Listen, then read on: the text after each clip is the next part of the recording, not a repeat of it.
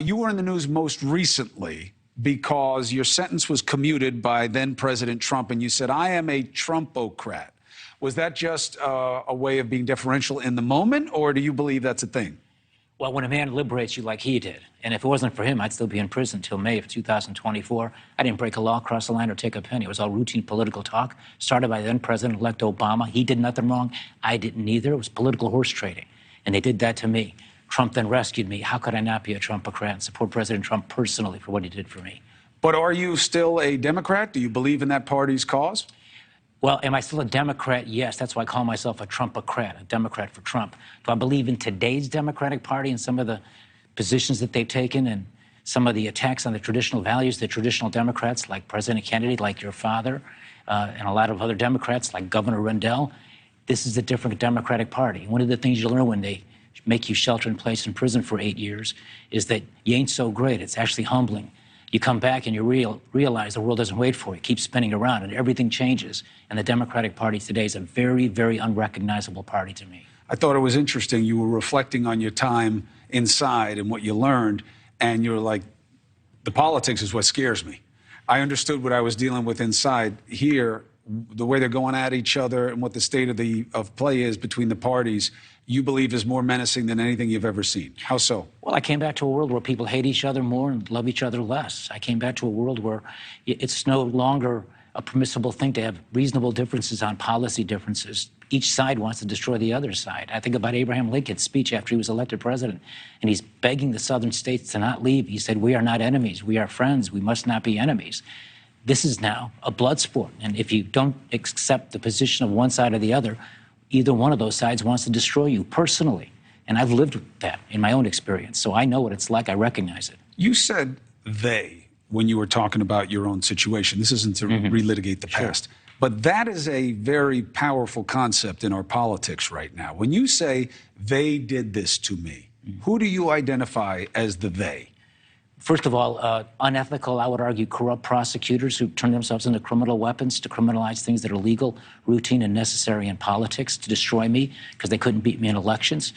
They tried to do that, some of them, to President Clinton back in the 1990s. I was a congressman then. I opposed that.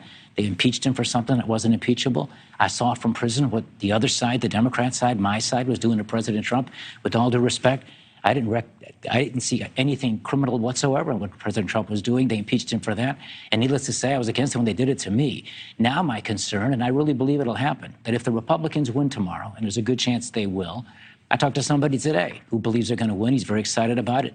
And he didn't say to me, you know what, when the Republicans win, my gas prices are going to come down, the economy's going to get better, the streets will be safer, we'll solve the immigration. No, they say we're going after Biden. We're going after Biden, we're going after his son. This is bad for our country. The politics of personal destruction. This is the stuff they do in third world countries. I've lived it myself, 8 years in prison, didn't break a single law. The Democrats are supposed to lose seats. I understand that that's the dictate of history. But do you think it's a fair criticism to say if there were one of the rare cycles where you don't lose, which history teaches us is because you had a huge circumstance, this was it, that you have groupthink surrounding a denial of the last election within the Republican ranks after January 6th violence, and the Democrats still did not convince, according to what we're seeing in the polls, Americans that they are a better choice. How do you make sense of that?